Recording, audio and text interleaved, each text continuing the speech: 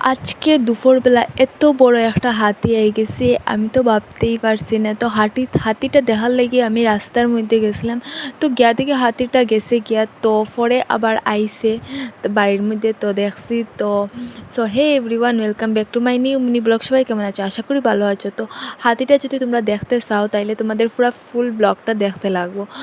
তো এদিকে দেখো আমি সকালে সব কাজ সারিয়ে এদিকে স্নান করিয়া তারপরে কাপড় মিলিয়ে দিয়া রান্না করতে আই গেছি। তো আজকের রান্নায় আছে ডাল, তারপরে সবজি হয়েছে লতা, তারপরে আলু দিয়ে ঝিঙ্গা দিয়ে মাছ দিয়ে বানাইমু। তো ডালটা আগেই বয়াই দিছি, কারণ ডালটা সিদ্ধ হইতে একটু সময় নেয়। তো ডালটা বইয়ে এখানে আমি বাসন ধুইতে যাইমু। সকালের 4 বাসন রয়েছে, তো এটা এখন ধুইতে যাইমু। তো বাসন ধোয়া যাওয়ার পরে দেখো আমার কত সময় লাগে। তো বাসন ধুয়ে দিয়ে এইদিকে রান্না করেছি।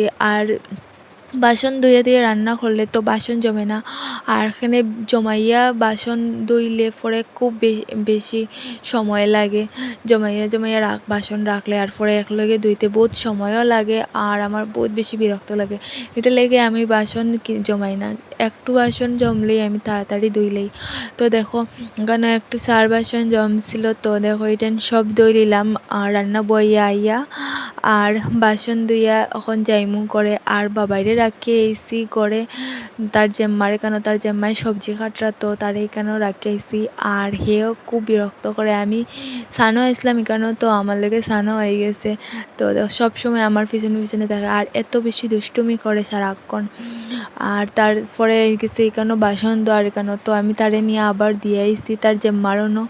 তো জেম্মারও নেয়া রাখি আইসি। আর আজকে দেখো বৃহস্পতিবার, তো এখানে আমি ঠাকুরঘরে বারান্দা লেপছি আর বারান্দা লেপিয়া আর দেখো আই গেছি। আর এদিকে দেখো হাতিটা হয়েছিলাম যে তোমরা রে আমি দেখাত গেছিলাম, তো গিয়া আমি দৌড়িয়া গেছি দেখতে। তো গিয়া দেখি পুরা গেছে গিয়া হাতি, অর্ধেকটা গেছে গিয়া। তো হাতির মালিকে হয়েছে যে পরে আইব, পরে আওয়ার সময় বাড়িতে আইব।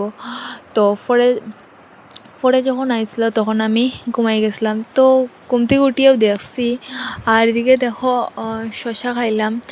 তো শশা কাটিয়ে রাখছিল আমার যাই, তো দেখো আমি এখানে শশা খাইলাম।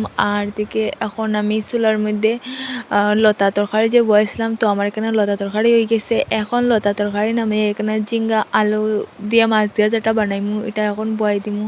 তো তার আগে আমি কেন দেখো সব মশলা সবজির মধ্যে দিলাই দিয়া আর একলগে বয়াই দিই।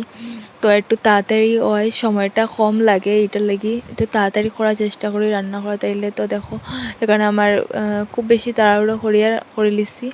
দেখো সব মশলা দিয়ে একটু জল দিলে এসে তো তাড়াতাড়ি রান্না করাটা ওই যায়। তারপরে দেখো বাবাই এই গেছে এইখানে, হিয়াই এখানে দুষ্টুমি শুরু করে দিছে। আর একটু পর আইব, এখানে ফিল্টার সারবো, ফিল্টার সারিয়ে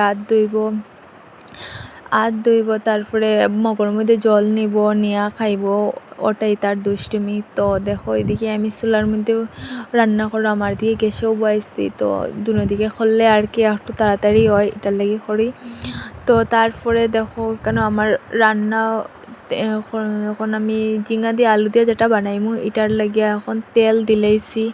আর তেল দিয়ে ফুরন দিয়া বয়াই দিছি। তো দেখো এখানেও তেল দিয়া বয়াই দিছি। আর এখানে কিছু মশলা করছিলাম পাটার মধ্যে, তো বাটিয়া যে মশলা করছিলাম তো পাটাটা এখানে ধুই দিলাম। তো আর কে এখানে শিলনোড়ার বাটিয়া মশলা রান্না করো তোমরা সবাই অবশ্যই কমেন্টে জানিও। তারপরে এখানে দেখো আমি বানাইমু খারকুল বড়া আর শসা বড়া। তো খারকুল বড়া বানাইবার আগে তো এখানে দেখো আমি লবণ হলুদ দিয়া মাখাই রাখছি। তো এটা নরম হয়েছে আর তাড়াতাড়ি সিদ্ধ হইব এটার লাগে। তারপরে এখানে তেল দিয়া আমি এখানে বয়াই দিছি। আর তারপরে দেখো আজকে আমার রান্নাবান্না কমপ্লিট করে আই গেছি ঘুমাইতে, আর বৃষ্টিও পড়ছিল।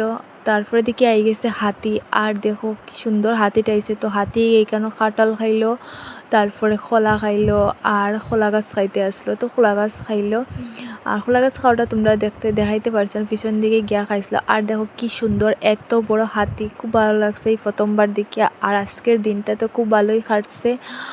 আর আজকের আমার এই ব্লগটা কেমন লাগলো সবাই অবশ্যই কমেন্টে জানিও। তারপরে দেখো হাতি দিকে গেল কি আমরা টাটা করিয়া তারপরে হাতির লগে এখানে কয়েকটা হাতির ফটো উঠাইলাম। আর বাবাইও খুব খুশি হয়েছে হাতি দিকে, এত খালি এলিফ্যান্ট